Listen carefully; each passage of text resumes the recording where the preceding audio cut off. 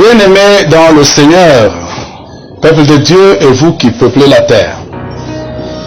Mais voici encore une fois, par la magie de la nouvelle technologie de communication, capable de vous adresser la suite du message que nous avons transmis en rapport avec le coronavirus et l'avènement de l'Antichrist et du faux prophète. Parce que j'ai dit dans l'introduction, dans le message passé, qu'aujourd'hui, souvent pour beaucoup de prédicateurs, font allusion à l'Antichrist et au faux prophète s'agissant du coronavirus.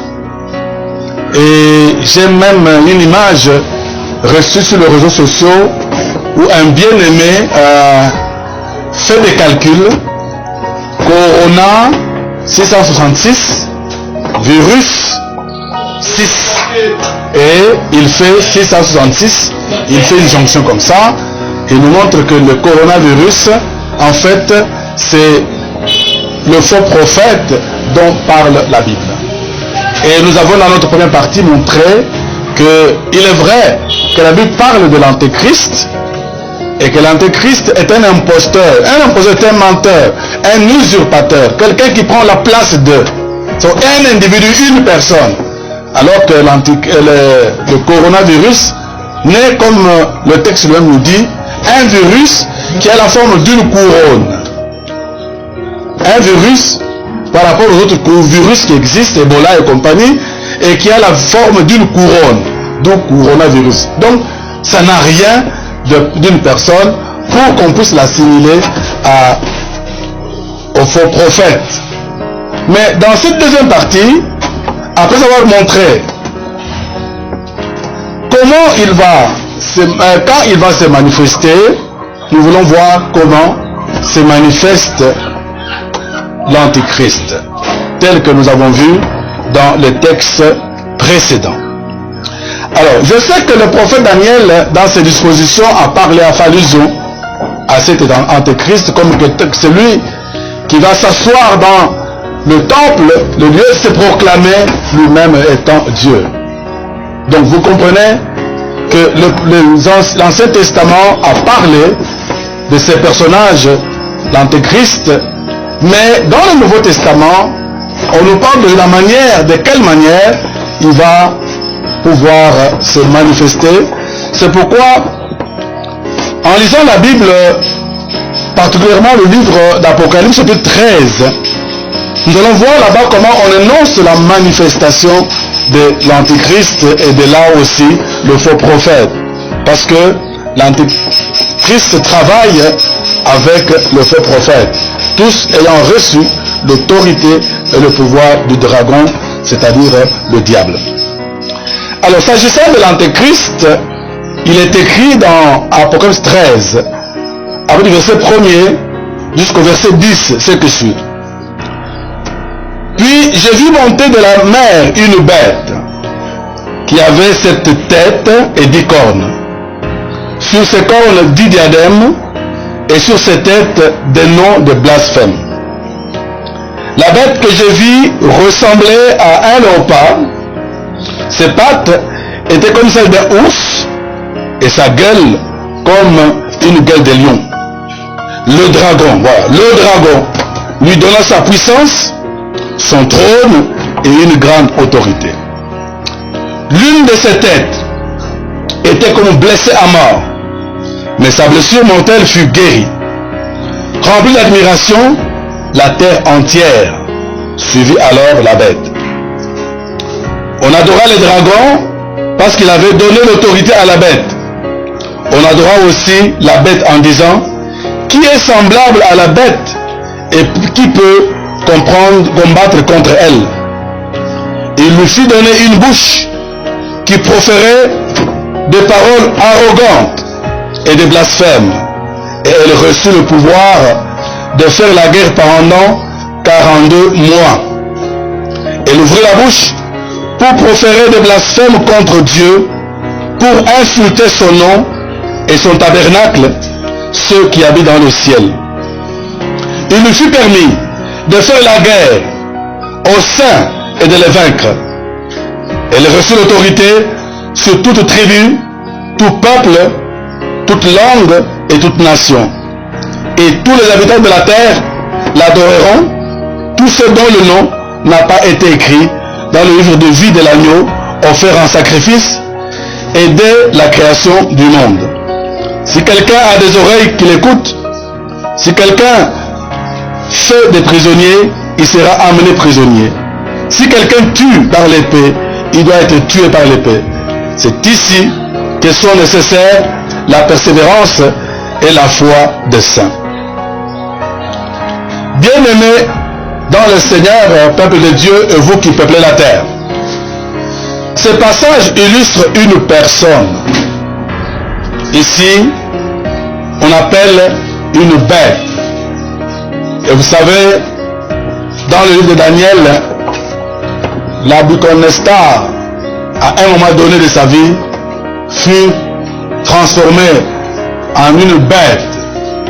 Et la bête, c'est aussi symbole de roi dans ce langage biblique du livre d'Apocalypse. Et on nous dit ici que ce personnage dont on dit j'ai vu monter une bête illustre bien une personne, un nom, un soi-disant virus, coronavirus. Et on nous fait voir que cette personne recevra du diable une puissance, un trône et une autorité afin que les habitants de la terre adorent le dragon, le diable, Satan. Vous comprendrez que notre coronavirus n'a reçu du diable ni la puissance, ni le trône, encore moins l'autorité, afin que les habitants de la terre adorent le dragon. Non, ce n'est pas ce que la Bible nous fait voir au travers ce texte au regard du coronavirus. Et c'est ainsi que cette personne, en son temps, le moment venu, fera la guerre au sein de toute tribu, de tout peuple, de toute nation, de toute langue. Et il est même dit qu'il les vaincra. Parce que sa mission est de faire la guerre au sein, mais d'amener aux autres d'adorer le diable, le dragon. Cependant, à ce temps-là, ceux qui habiteront la terre et dont le nom n'a pas été écrit dans les livres de vie, ces hommes-là adoreront la bête. Bien-aimés, ce moment-là, ceux qui croiront dans le Seigneur seront persécutés. Persécutés et alors persécutés. Mais ce n'est pas ce que nous voyons maintenant. Le coronavirus étant des persécutés, et les chrétiens et les non-chrétiens. Ceux qui meurent en Europe, il n'y a pas seulement le non-chrétien. Il y a des chrétiens qui meurent, pour lesquels nous avons une pensée pieuse, et nous prions le Seigneur qui leur réserve la place qui est la leur lorsque le Fils de Dieu paraîtra et viendra dans le monde. Et les non-chrétiens et les chrétiens périssent du coronavirus. Dans cette ville, moi je connais un bien-aimé qui vient de mourir du coronavirus. Il n'y a pas à citer le nom de personnes, mais ce que j'ai dit est vrai, je certifie. Je connais quelqu'un qui est mort du coronavirus, mais un frère dans la foi, un véritable enfant de Dieu. Il est mort du coronavirus, comme aussi il y a d'autres qui meurent, qui ne sont pas dans le Seigneur. Donc, nous voyons que ce merveilleux passage demande aux saints de pouvoir persévérer et d'avoir la foi. Bien-aimés, comme je dis, quand viendra ce moment-là, beaucoup de saints, ceux dont leurs noms sont écrits dans le livre de vie, seront persécutés. Et Dieu leur demande de persévérer, de ne pas faillir par rapport à la foi et de continuer à croire. Aussi, je peux dire aujourd'hui, avec ces virus qui déciment des populations, enfants de Dieu, mettons-nous à genoux, prions le Seigneur, intercédons pour le monde, parce que nous sommes dans ce monde. Jésus avait dit, ils sont dans le monde, mais ils ne sont pas du monde. Mais le monde est secoué. Et si le monde est secoué, même toi, enfant de Dieu, tu subis les coups. Il est avantageux que tu te mettes à genoux et que tu pries. Dans ta maison, même si tu es confiné seul, prend du temps, prie le Seigneur, afin que si possible, il puisse éloigner cette coupe comme notre Seigneur l'avait prié en son temps. C'est ainsi, mes amis, voir le coronavirus en imposteur, non, ce n'est pas exact. Et il faut savoir que l'imposteur viendra.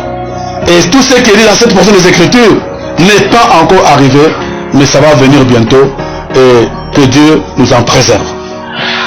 Alors, s'agissant du faux prophète, il est dit, avec le 11e verset, ensuite, j'ai vu monter de la terre une autre bête. Elle avait, elle, 2 cornes semblables à celles d'un agneau, mais elle parlait comme un dragon. Elle exerçait toute l'autorité de la première bête en sa présence, et elle obligeait la terre et ses habitants à adorer la première bête, celle dont la blessure mortelle avait été guérie. Elle accomplissait de grands signes miraculeux, jusqu'à faire descendre le feu du ciel sur la terre, à la vue des hommes. Elle égarait les habitants de la terre par les signes qui lui étaient donnés d'accomplir en présence de la bête. Elle leur disait de faire une image de la bête qui avait été blessée par l'épée et qui avait survécu. Elle reçut le pouvoir d'animer l'image de la bête, afin que cette image puisse parler et faire tuer tous ceux qui ne l'adoraient pas. Elle fit en sorte qu'on impose à tous les hommes, petits et grands, riches et pauvres, libres et esclaves, une marque sur leur main droite ou sur le front. Ainsi, personne ne pouvait acheter ni vendre sans avoir la marque, c'est-à-dire le nom de la bête ou le nombre de son nom. Écoutez bien. Ainsi, personne ne pouvait acheter ni vendre sans avoir la marque, c'est-à-dire le nom de la bête ou le nombre de son nom. Il faut ici de la sagesse, dit la Bible, au verset 18, celui qui a de l'intelligence déchiffre le nombre de la bête, car c'est un nombre d'hommes. Son nombre est 666. Je vous ai parlé de l'Antéchrist. Ici, nous voyons une deuxième bête, c'est par rapport à la première qui est l'Antéchrist, que j'appelle un faux prophète. Pourquoi? Suivez-moi très bien et vous comprendrez. Quand on parle d'une autre bête, comme je disais, c'est le symbole d'un homme. Mais la caractéristique de celui-ci, par rapport à l'autre, c'est un chef religieux, un faux prophète. On dit qu'il avait l'apparence d'un agneau. L'agneau, c'est Christ. Donc, un chef religieux. Et dont le pouvoir lui viendra du dragon, du diable. C'est ce que nous venons de lire. Et cette deuxième bête, la Bible dit, elle exerçait toute l'autorité de la première bête en sa présence, et elle obligeait la terre et ses habitants à adorer la première bête dont la blessure mortelle avait été guérie. Donc vous comprenez qu'ici, qu'en ces temps-là, il y aura deux bêtes, deux personnes. Le premier, qui est l'Antéchrist, qui recevra directement le pouvoir de dragon, du diable. Mais le deuxième, qui est venu lui, qui a l'apparence d'un agneau, c'est-à-dire Christ, et qui est le symbole de la religion, de la chrétienté, lui agit avec le pouvoir aussi du dragon, mais ce pouvoir lui est venu de la première bête, parce que celle-là avait reçu le pouvoir du dragon. Au verset 13, on nous dit, elle accomplissait des grands signes miraculeux jusqu'à faire descendre le feu du ciel sur la terre à la vue des hommes. Ainsi, elle égarait les habitants de la terre par les signes qui lui a été donné d'accomplir en présence de la première bête. Elle leur disait de faire une image de la bête qui avait été guérie par l'épée et qui avait survécu. Au verset 15, elle reçut le pouvoir d'animer l'image de la bête, afin que cette image puisse parler et faire tuer tous ceux qui ne l'adoraient pas. Peut-être que quand c'était écrit du temps de l'apôtre Jean dans l'île de Patmos, ces histoires étaient utopiques. Mais aujourd'hui, voir une image qui agit et qui parle, ce n'est plus étonnant. Nos enfants d'aujourd'hui en savent quelque chose avec nos différents dessins animés. Ce sont des images, mais qui sont en mouvement et qui parlent. L'homme aujourd'hui est déjà capable d'animer un ou une image et de la faire parler. Vous savez l'histoire de Tom et Jerry? Vous allez voir, on peut autant de fois tuer Tom, mais il revient, il ressuscite, il se met en marche et il parle, et à la grande joie de nos enfants. Donc déjà aujourd'hui, faire animer une image n'est plus de l'utopie, parce que c'est faisable et c'est possible. Mais ce qui est important, c'est de voir que dans cette description, on nous dit que son autorité est caractérisée par des signes miraculeux pour égarer les habitants de la terre, et par l'animation de la bête du mouvement qui fait parler, tous ceux qui ne l'adorent pas, on nous dit, seront tués. Nous rappelons ici que lors de l'avènement de l'Antéchrist, il est dit qu'il s'assiera dans le temple, il se proclamera Dieu afin que les habitants de la terre l'adorent. Vous comprenez, bien aimé? L'Antéchrist donne le pouvoir aux faux prophètes, pousser les gens à adorer la bête, et l'Antéchrist à ce moment-là, d'après le prophète Daniel, s'assiera dans le temple et poussera les gens à l'adorer, parce qu'il va se proclamer lui-même Dieu. Parlons un peu de la marque de la bête. Il est dit au verset 16, elle fit en sorte qu'on impose à tous les hommes, petits et grands, riches et pauvres, libres et esclaves, une marque sur leur main droite ou sur leur front. Ainsi personne ne pouvait acheter ni vendre sans avoir la marque, c'est-à-dire le nom de la bête et le nombre de son nom. Nous voyons ici que le rôle de ce chef religieux, le faux prophète, est d'amener les habitants de la terre à adorer l'Antéchrist. Et succomberont ceux qui ne tempéreront pas à cette disposition-là. Et quand nous voulons comparer le coronavirus à tout ça, rien n'est semblable, rien n'est pareil. Donc n'assimilons pas le corona ni à l'Antéchrist, ni aux faux prophètes qui accompagnent ce dernier dans la mission d'adorer Satan. Donc, il est clairement établi que ce sont deux choses totalement différentes. Et au verset 17, il est précisé que la marque que l'on imposera est sur la main droite et sur le front, c'est le nom de l'Antéchrist ou le nombre de son nom. Et le verset 18 nous dit que ce nombre-là, qui est un nombre d'hommes, c'est 666. Bien aimé, le 666, ou le nom de l'Antéchrist, marqué soit sur la main droite, soit sur le front, sera un signe ou un code qui permettra aux adeptes de la religion de l'Antéchrist d'acheter et de vendre. D'acheter ou de vendre. Mais les autres, parce qu'ils n'ont pas ce code, ils n'ont pas ce signe, soit sur la main droite, soit sur le front, n'auront pas la possibilité ni de vendre, ni de pouvoir acheter. L'Antéchrist tirera son pouvoir, comme nous l'avons dit, du diable, et travaillera avec le soutien du faux prophète à qui il léguera aussi cette portion de pouvoir du diable et travaillera pour le soutien du faux prophète, travaillera pour amener les gens à adorer le diable et le Satan qui est l'ennemi de Dieu, l'antithèse de Dieu, l'opposé de Dieu. Et ce qui est important, c'est de reconnaître que toutes ces choses se mettent déjà en place aujourd'hui. Ça se met déjà en place d'une manière ou d'une autre, mais ce ne sont que la préfiguration de choses à venir. Les vrais viendront en son temps et il est important de le savoir. Et si cela n'arrive pas aujourd'hui, c'est parce qu'il y a encore ce qui l'empêche que cela arrive à son comble et que cela se réalise. C'est quoi? C'est la présence de l'Église.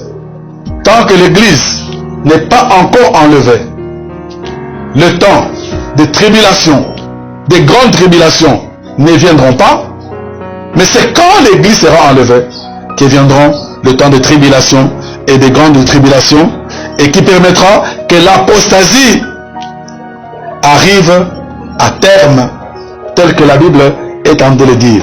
C'est pourquoi, peuple de Dieu, vous qui êtes dans le Seigneur, réjouissez-vous que vous ne connaîtrez pas ces choses parce que vous appartenez à Dieu et que personne ne pourra vous ravir de ses mains.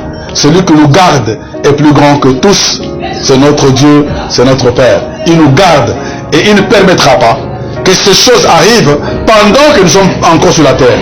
Mais si le Christ venait maintenant à la seconde près et que nous serons enlevés, attendons-nous à tout, parce que ce qui retient l'apostasie, c'est la présence du Saint-Esprit, c'est la présence de l'Église.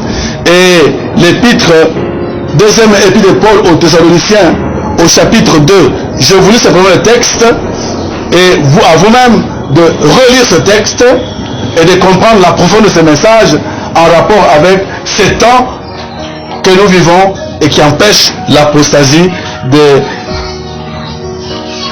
se manifester tel que la Bible annonce.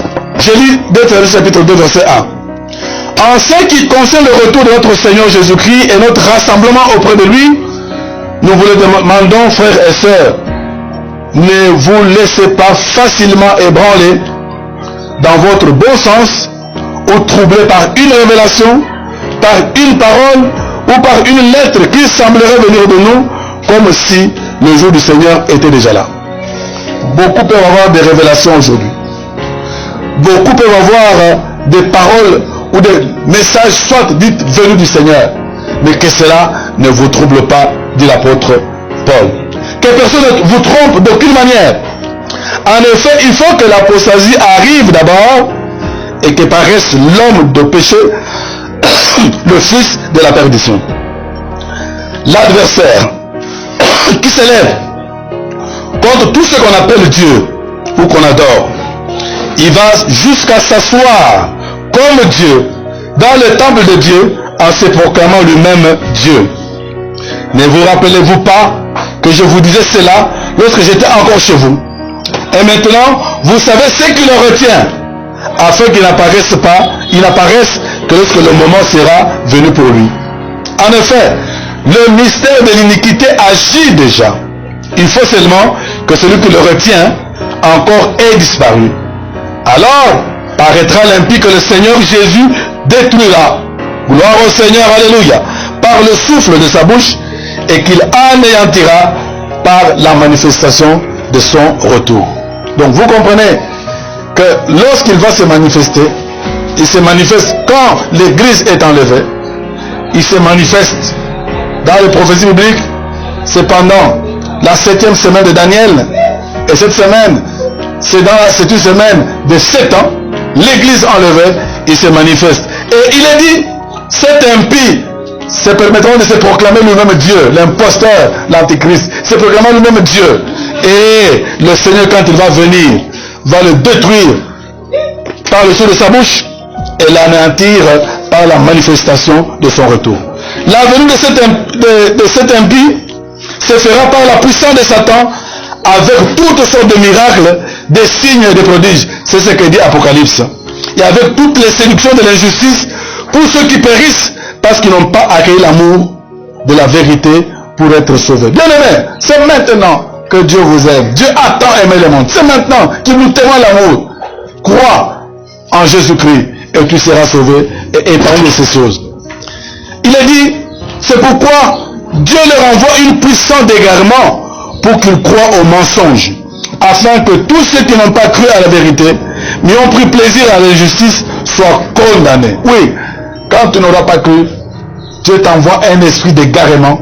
Tu vas te mettre à croire à n'importe quoi, parce que tu n'as pas cru dans la vérité. Tu es prêt à croire au mensonge. Alors Dieu t'enverra un esprit, envoie un esprit d'égarement, et vous allez croire à n'importe quoi. Et vous savez qu'à cause de cela, la Bible promet une chose, la condamnation. Or, il est dit, il n'y a point de condamnation pour ceux qui sont en Christ. Heureux sommes-nous, heureux êtes-vous, qui êtes en Christ, parce que vous n'êtes pas condamnés, dit la parole du Seigneur. Mais quand ce moment sera venu, et que le Christ est venu, et que l'Église est enlevée, c'est le pire. Préservons-nous de cela, en acceptant le Seigneur, en donnant notre vie au Seigneur, et que même en cette période difficile du monde, où les économies sont ébranlées, les grands de ce monde crient au secours. Un premier ministre européen a dit, nous avons tout fait, on ne sait plus rien, il n'y a que Dieu. Et on veut nous dire que chez eux, dernièrement, Dieu a écouté leurs prières, il y a 951 personnes qui viennent d'être guéries du coronavirus.